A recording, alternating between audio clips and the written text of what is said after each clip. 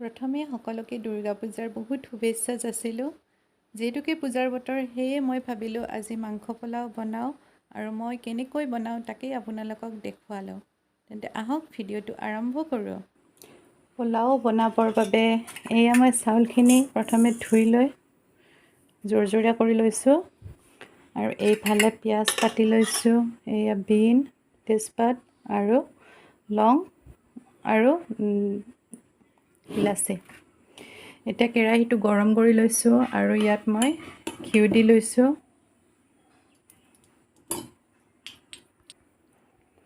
এইফালে কেৰাহী ধুনীয়াকৈ গৰম হৈছে, ঘিউখিনিও গৰম হৈ গৈছে। এতিয়া ইয়াত মই অকণমান জিৰা, গোটা জিৰা আৰু লং আৰু ইলাচিটো দি লৈছোঁ।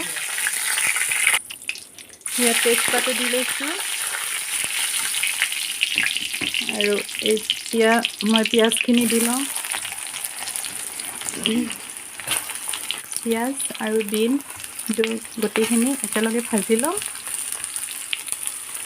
একেবাৰে সহজ পদ্ধতিৰে বনোৱা এয়া পোলাও, ঘৰতে বনোৱা পোলাও। কম খৰচতে সহজ পদ্ধতিৰে বনাব পৰা পোলাওৰ নিচিনা সোৱাদ পাব খাই। সদায় সদায় মানে প্লেইন ভাত খাই আমনি লাগে ন, মাজে মাজে কিবা কিবি বনাই অলপ বেলেগ সোৱাদেৰে খাই ভাল লাগে। এইখিনি এতিয়া অলপমান ভালদৰে ভাজি ল'ম। তাৰপিছত চাউলখিনি দি দিম ইয়াত, চাই থাকক। আৰু আনফালে এয়া মই মাংসখিনি বনাবৰ বাবে মাংসখিনি ধুনীয়াকৈ মেৰিনেট হ'ব দিছোঁ। মেৰিনেট কৰি থওঁ। এতিয়া মেৰিনেট কৰাৰ বাবে ইয়াত মই মাংসখিনি ভালদৰে ধুই ইয়াত হালধি, 1 চামুচ জিৰা গুড়ি, 1 চামুচ ধনিয়া গুড়ি আৰু অলপমান মিঠাতেল আৰু 1 চামুচ গৰম মছলা আৰু অকণমান কাশ্মীৰী মিৰ্চ দি ইয়াতে এইখিনি ধুনীয়া কৰি আধা ঘণ্টাৰ বাবে মেৰিনেট কৰি থৈ দিওঁ। আৰু তেতিয়ালৈকে মই পোলাওখিনি বনাই লওঁ, যেতিয়ালৈকে এইখিনি মেৰিনেট হৈ থাকে। এইফালে এইখিনি ভজা হৈ গৈছে। এতিয়া ইয়াত মই চাউলখিনি দি দিছোঁ। চাউলখিনিও অলপ সময়ৰ বাবে ধুনীয়াকৈ ভাজি ল'ম। আৰু এয়া এইফালে চাউলখিনিও ভাজি আছোঁ। আৰু এতিয়া মই ইয়াত অলপ সোৱাদৰ বাবে অলপমান নিমখ দি দিছোঁ, আধা চামুচমান, সৰু চামুচেৰে। এয়া অলপ নিমখ দি দিছোঁ আৰু এইখিনি এতিয়া ধুনীয়াকৈ ভাজি ল'ম।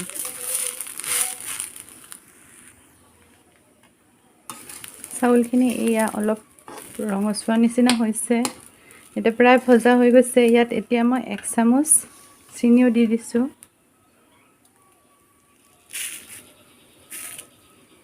আৰু এইখিনি ভালদৰে লৰাই ল'ম, মিক্স কৰি ল'ম। আৰু ইয়াত কাজু, খিচমিচখিনিও দি ল'ম।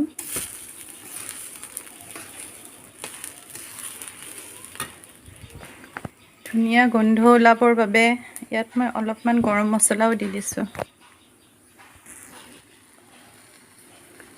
গোন্ধটো যাতে ভাল হয় তাৰ বাবে এয়া অলপমান সৰু চামুচেৰে গৰম মছলাও দি দিছোঁ। আৰু এতিয়া এইখিনি ভালদৰে মিক্স কৰি ল'ম আৰু কুকাৰত প্ৰয়োজন অনুসৰি পানী দি দিম।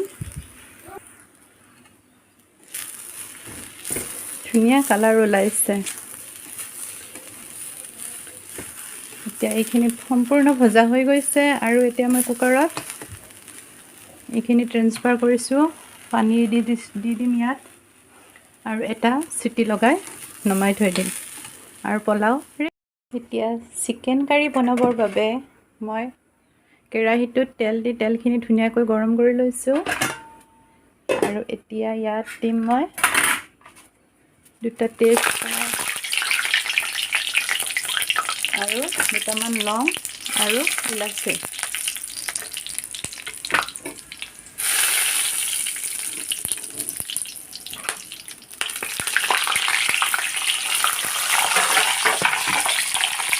আৰু এতিয়া ইয়াত পিঁয়াজখিনি ভাজি লওঁ। পিঁয়াজ দি দিছোঁ, ডাঙৰ চাইজৰ পিঁয়াজ 3টা ভালকৈ কাটি লৈছোঁ।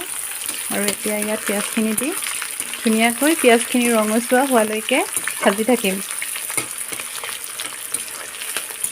আৰু চিকেনখিনি মই আগতেই মেৰিনেট কৰি থৈছোঁ আধা ঘণ্টাৰ বাবে। তেন্তে এতিয়া মই এইখিনি ধুনীয়াকৈ ভাজি লওঁ। এয়া পিঁয়াজখিনি ধুনীয়াকৈ অলপ ৰঙচুৱাৰ নিচিনা হৈছে। এতিয়া ইয়াত মই মেৰিনেট কৰি থোৱা মাংসখিনি দি দিছোঁ। ইয়াতে একেলগে 3টা কেঁচা জলকীয়াও মই দি দিছোঁ। এতিয়া জ্বলা বেছি নিদিওঁ, পিছত দিম। কাৰণ সৰু ছোৱালীজনীয়ে জ্বলা খাব নোৱাৰে, সেইবাবে তাইৰ বাবে অলপমান উলিয়াই থ'ব লাগিব। পিছত মই জলকীয়া গুড়ি ইয়াত মই দি দিম, তাৰ বাবে থোৱাৰ অলপমান কাঢ়ি ৰাখিম। আৰু এইখিনি এতিয়া ভালদৰে লৰাই দিওঁ আৰু অলপ সময়ৰ বাবে 5 মিনিটমানৰ বাবে কম জুইত ঢাকোন লগাই থৈ দিম।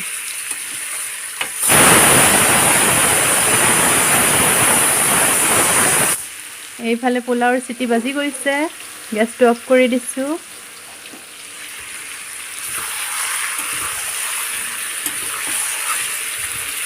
মাংসখিনি মেৰিনেট কৰাৰ সময়ত মই ইয়াত নিমখ দিয়া নাছিলোঁ, সেইবাবে নিমখ এতিয়া দি দিছোঁ। নিমখ সোৱাদ অনুযায়ী দি দিব আপোনালোকে। এয়া নিমখ দি দিলোঁ। এতিয়া ভালদৰে লৰাই অলপ সময়ৰ বাবে গেছটো কমাই ঢাকোন লগাই থৈ দিম। এতিয়া মাংসখিনি ভালদৰে লৰাই দিওঁ। এয়া চাওক, মাংসৰ পৰা ধুনীয়াকৈ তেল ওলাইছে। এয়া এতিয়া মই ইয়াত আদা নহৰু দি দিছোঁ। আদা নহৰুখিনি মই আগতে মিক্সিত পেষ্ট বনাই লৈছিলোঁ। তেন্তে এতিয়া এইখিনি দি লওঁ আৰু চাই থাকক।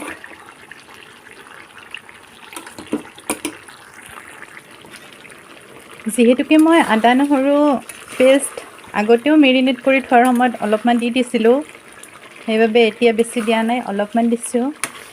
আৰু এইখিনি ধুনীয়াকৈ লৰাইছোঁ, গোটেইখিনি মিক্স কৰি লৈছোঁ। আৰু ইয়াত এতিয়া আগতেই ভাজি থোৱা আলুখিনি দি দিছোঁ। মাংসৰ মোৰ বাবে আলুটো মেইন, কাৰণ মাংস দিয়া আলু খাই মই বহুত ভাল পাওঁ। মাংস নহ'লেও কথা নাই, কিন্তু আলু লাগিবই।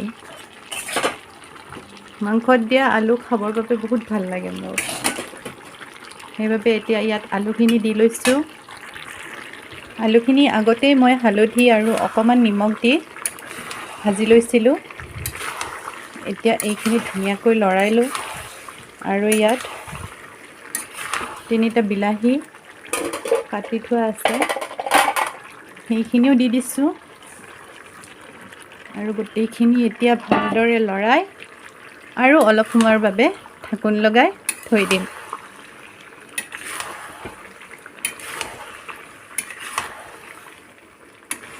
এইখিনি ভালদৰে মিক্স কৰি দিলোঁ আৰু এতিয়া এইখিনি অলপ সময়ৰ বাবে ঢাকোন লগাই থৈ দিম, যাতে ইয়াৰ পৰা ধুনীয়াকৈ অলপ মাংসৰ পৰা তেল ওলায়।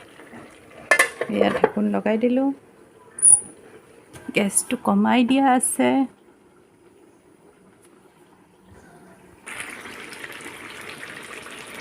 এয়া মাংস প্ৰায় ভজা হৈ গৈছে।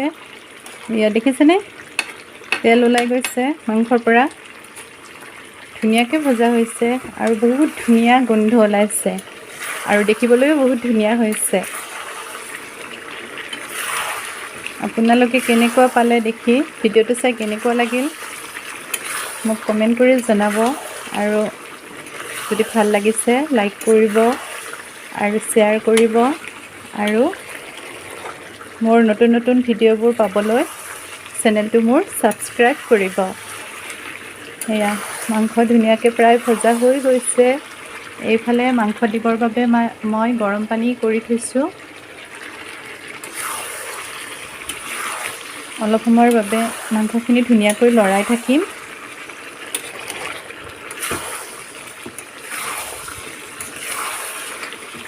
মাংসত মই মেৰিনেট কৰি থওঁতেই মছলাবোৰ দি দিছোঁ।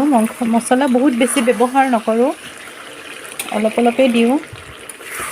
বেছি মছলা ঘৰত সদায় খোৱাটো ভাল নহয়, অলপ অলপ মছলাই ব্যৱহাৰ কৰোঁ। সেইবাবে অলপ অলপ আগতেই মেৰিনেট কৰি থোৱাৰ সময়তেই দি থৈছিলোঁ। এতিয়া শেষত অলপমান আৰু গৰম মছলা দি দিম।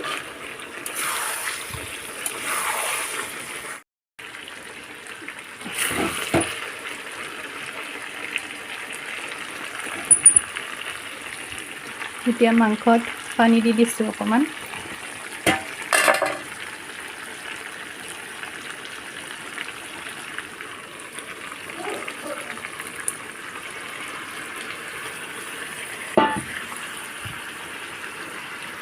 যিটো বাচনত মই মেৰিনেট কৰি থৈছিলোঁ তাতে অলপমান অখালি কেনে পানী লৈ এয়া মাংসত দি দিছোঁ, যাতে গোটেইখিনি ভালদৰে মিক্স হৈ যায়। এয়া এনেদৰে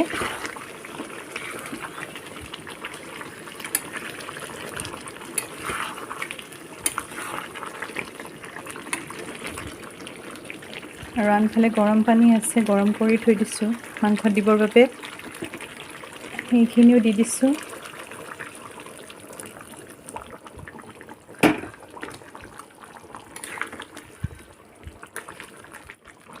সেয়া চাওক, ইমান ধুনীয়া কালাৰ ওলাইছে, গোন্ধ কিন্তু বহুত ধুনীয়া ওলাইছে।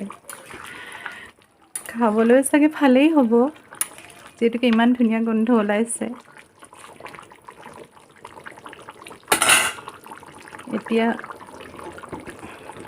গেছটো বঢ়াই দিছোঁ আৰু এইখিনি উতলি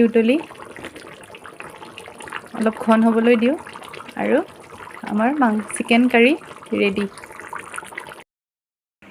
এয়া মাংস পোলাও ৰেডি। এতিয়া আমি খাওঁ, আপোনালোকেও খাওক। আজিলৈ ইমানেই।